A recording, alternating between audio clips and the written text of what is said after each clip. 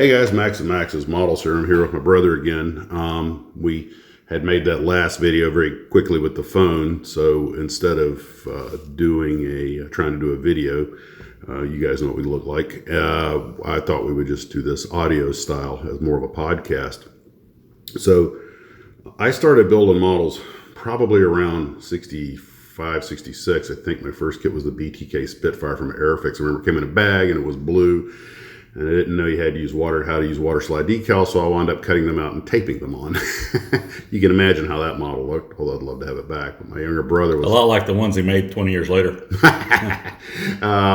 But my brother, is about the same age when he started. Do you remember what the first model you built was, or one of the early ones you built, how old you were? No. About the earliest models I can remember building, I think it was a Heinkel 111. But even then, I was probably about 9 or 10. I wonder if that was a Lindbergh kit, or you remember the box art? No, I tried to avoid buying Lindbergh line kits. Yeah, I remember that too. I remember I want to say we were in the pool house, but I forget it was the SE5 kit it was a Lindbergh kit, but we both were marveled at how tiny the model was, given how big the box was. I do remember, I think not maybe the first kit I built, but one of the very first, because we were still upstairs in the bedroom. And when I did the Heinkel, it was in one of the downstairs bedrooms. So, we were down there. Our room had been moved down there. And it was... That was before the fire. Yeah. Well, the earliest I can remember building would have been before the fire, because we were still upstairs. And I don't know if how old were you when that happened? 7, 8, 9? 8 or 9. Okay, so we're talking about what, 72? Yeah. Our bedroom caught on fire. And I mean, fortunately, my dad had built our house out of solid cinder block, including the internal walls. But an old space, we didn't have central heat down there, so we had an old space heater, and a pillow had fallen on it in our sleep, and it caught fire. And Stephen woke up, and I remember I woke up and you were standing there just kind of rubbing your eyes like, what's going on? And I'm like, and then we realized that we're knocking each other trying to be the one to go tell our parents. But it melted our entire model collection because it was right under the shelf all of our models were on. We had a Battleship Missouri. It ended up looking like a piece of bacon. It wound up looking like something by Dolly. Melting clocks, melting battleships. Actually, I think the first kit I remember was a Northrop F5, but it was still called like the N156 or something, I think. And I put too much glue on the nose cone and it got soft and rubbery. And that may have been it's the first one I remember, because we were still upstairs. And I also remember building an Aurora tank kit, because we used to build them at the toy chests we had at the foot of the beds. Yeah, we would build on top of them. We'd get on our knees and build on top of them. And because when you're 7 or 8 years old, getting down on your knees and getting back up is really easy. Nowadays, it's a question mark. Yeah, and that's when I first came. The bane of my modeling existence were those Aurora tank treads.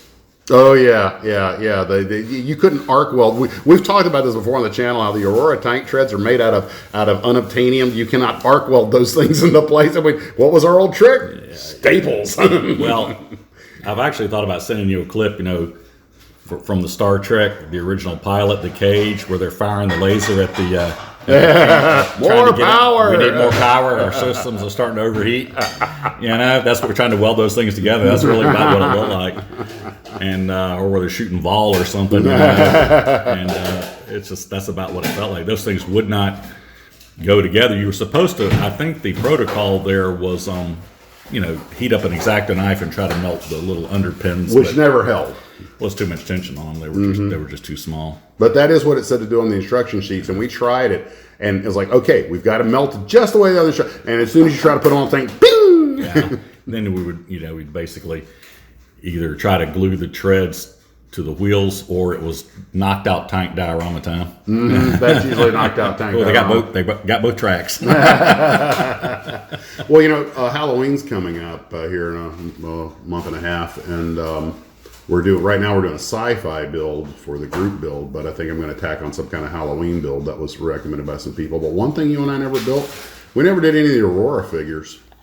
With us, it was tanks and planes for the most part. Yeah, I saw a buddy of mine, and this was probably 3rd or 4th grade.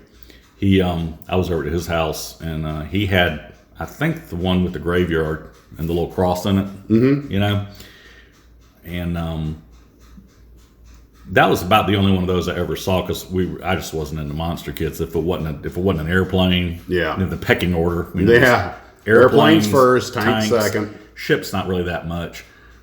I do remember building one. It was a Fletcher class destroyer. Tells you I can tell you exactly what year it was because I was watching the news the whole time I'm building it. Mm-hmm. And it was on the 3 Mile Island disaster. Okay.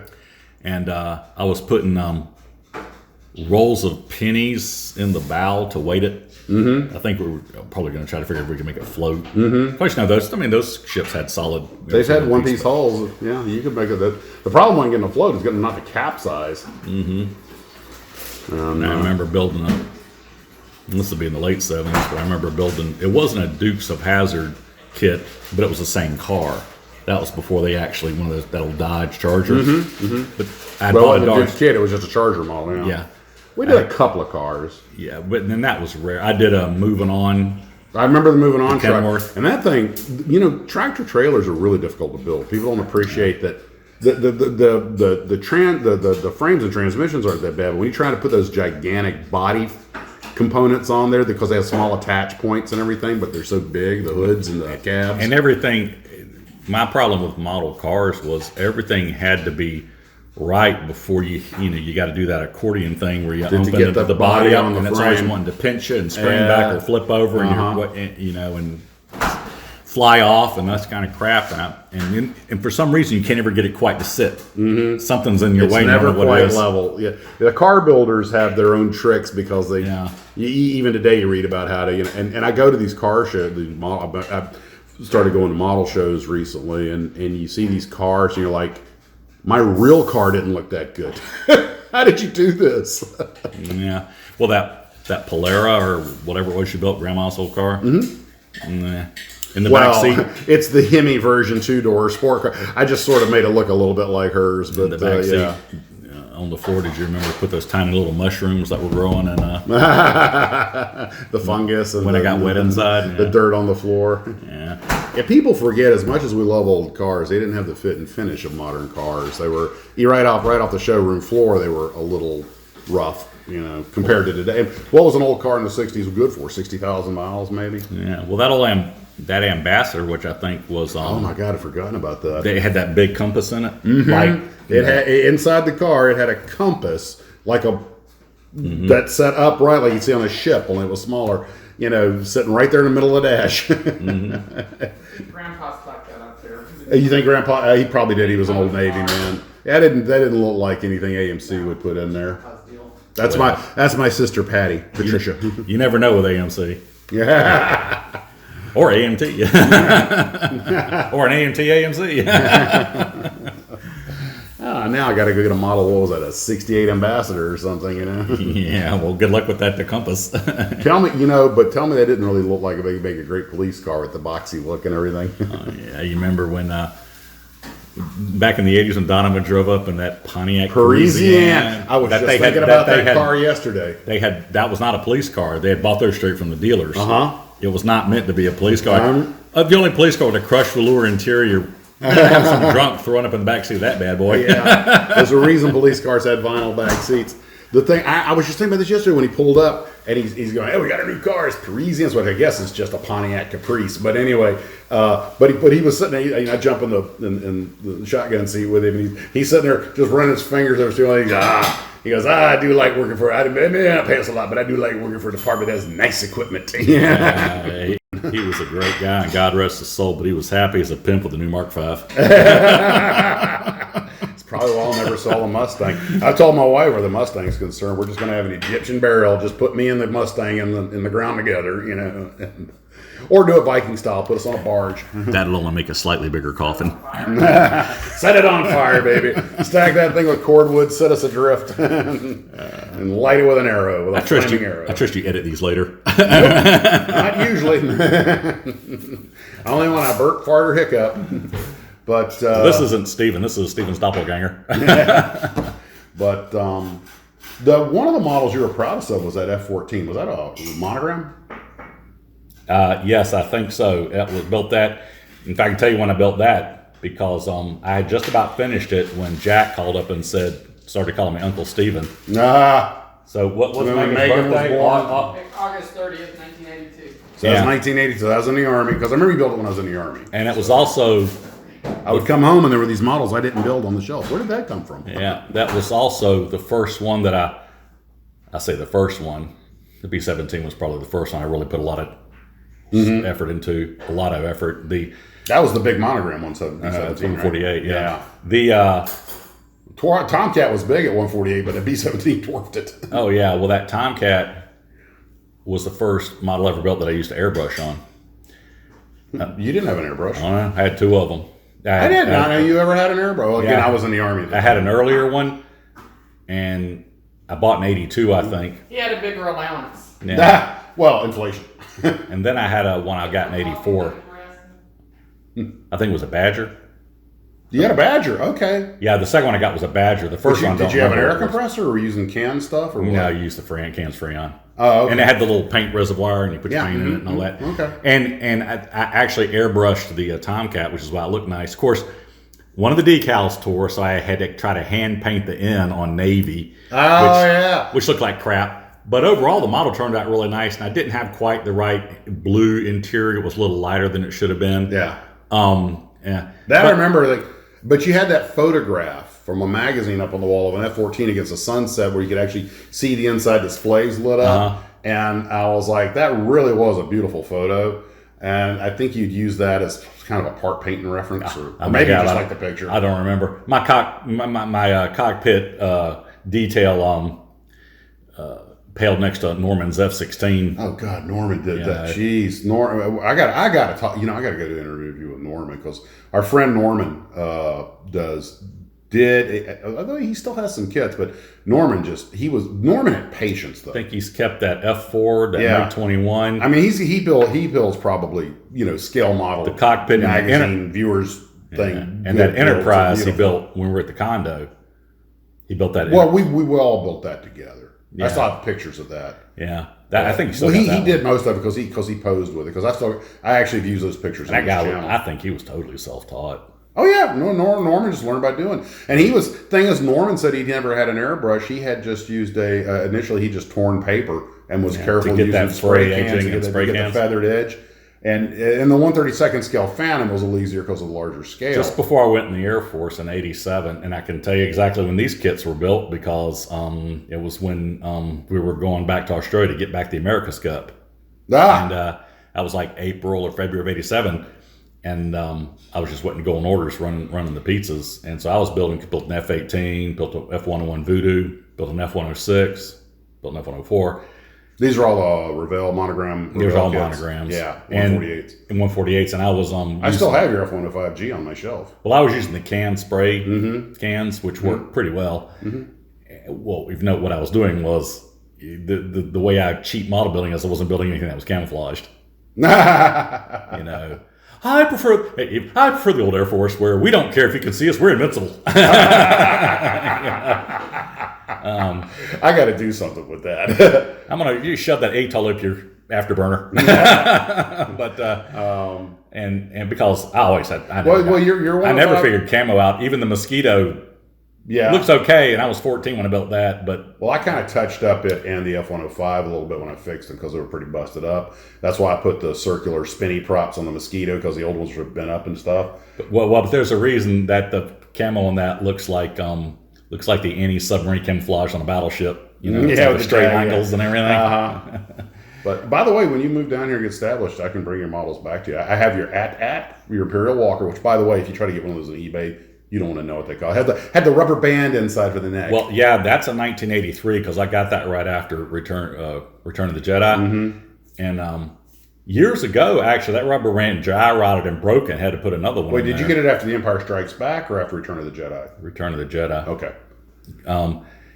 So that was built in '83. I remember that distinctly. And that rubber band over time dry rotted. Yeah. And broke and the head fell off. But you put another band up. I guess you'd have to open the little cup. Well, the head's staying on it for now. But I've got the neck, that. I guess. Yeah. I've got that. I've got your Mosquito, and I've got your which I've touched up that in the 105. And I got the 105, and I also have your big wooden 141 Starlifter. You got the Philippines that I had to glue the tail back on. Learned that guess what? Model airplane glue does not work on wood. You have to use white glue. and glue troopers know. And what, your B-50, I got your Hustler, your B-58 Hustler. It's Right. actually up on my desk. And glue troopers note what he omitted from that list. What? My phaser. What phaser? I've got witnesses. Yes, I've got your resin. There's a reason I tend to mention that anytime it pops on the screen, I'll be watching. That's pretty sad when besting on television is Max's models, but Excuse me, we're on YouTube. We're not on TV yet. yeah, sorry, you know what I mean. Best thing on the TV, even though it's YouTube. Well, I'm debating if I want to do my screenplay as a sitcom or if I want to just go ahead and make vignettes and strip them straight on YouTube. You should bring up, if you still got it, you did this several years ago, but I enjoyed that one you did with the music from the Black Pearl with Major Matt Mason.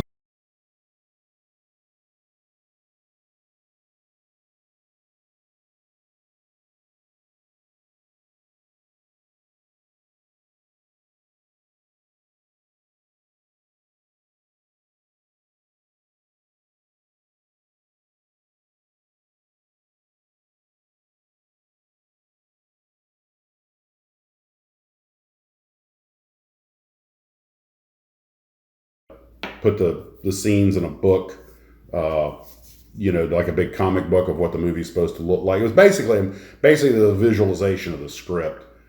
Yeah, most of the models you build, you don't remember them, but there's certain ones you do remember, probably because they either went really well or they didn't go really well. And What's the worst one you remember building, or maybe threw away because you were know, disgusted with it? well, what I was going to say was, I'll get to that, but let me tell you, you remember when we were in the upstairs bedroom, this is how I can date it to be about 7 years old, building a Wildcat, and the record would come with it. We would play the record. I actually got some of those on eBay. Yeah. I have the JU-88, I have the Wildcat. I can still, that record on the Wildcat was where I first heard the word monotony. Anything to break the monotony. I was like, what's monotony? And I was like, oh, back when you used a thing called a dictionary, it's boredom. Compared to today, the way we built models is somewhat reminiscent of Mr. Spock. I'm attempting to make a mnemonic memory bank with stone knives and bearskins.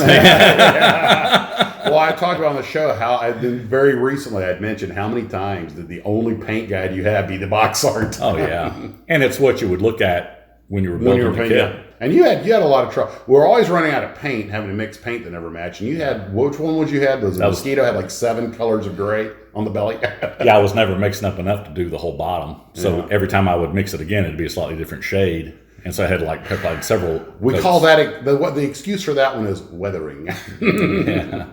It was they parked them in the rain. it was an anti-flack thing. But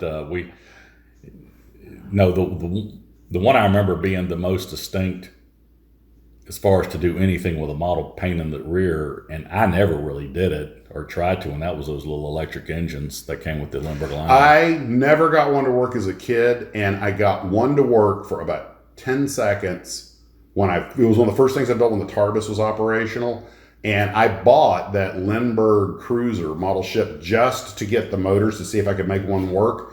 And I took some with an old, a StarTAC flip phone, but it was an old. So I took about 5 seconds of footage of me turning the press, and it went about 5 revolutions and stopped, and it hit it again. And I was like, it works, and that's the only one I ever had to work. But the one I got was so old that it already rusted. Yeah. But one we talked about those very motors a couple years ago, and one of the glue troopers said his dad was an electrician, so he had him running like a top. But you go buy a working electric engine for 98 cents, and the Snoopy, the Red Baron and Snoopy, have a motor in them. It is the coolest thing. You put a battery, you put it in the airplane, and all you do is hit the prop and it spins. You touch the prop and it stops. And I forget who makes it, but it's actually a proprietary technology, but it's awesome. Well, the old AMT Enterprises had lights that went on it. You remember Billy had those sweet bulbs. They always burn out, and they're impossible to replace. And that was back when you could barely get the engines. That's because they had the little nacelles with those little U tabs. And I remember Billy trying to melt. I remember seeing that he tried to melt the inside in place. And our brother was a really good model builder. He was. Billy was a great model builder, and Doyle was, I think, a skill modeler. Another family friend. I think it was a Lee. Was it? I think it was a Lee or Grant bullhead in a. Okay, but the problem was that those early tabs are so small that you always had the engine sag, and I think you can even see it in that episode of the Trouble Tribbles because that's a model Enterprise out the window, and I think you can see the engine sag on that one. The Constitution when it gets shot, they used those models several times in the show to the other ships, and you usually saw the engine sag on them and everything. Oh, the Constellation has one sagging when it's going into the Doomsday machine. But that was damage from attack by those. Same thing happened to ours. And that's our story. We had an encounter with the Doomsday machine. We're building a model Doomsday machine. We got enough paper and toilet paper rolls. Got the fuselage built. The most intimidating broken periscope I've ever seen. Guys, just let you guys enjoy us reminiscing about that for a bit. Take care. We'll talk to everyone later. We'll probably do some more another time as always. Model on.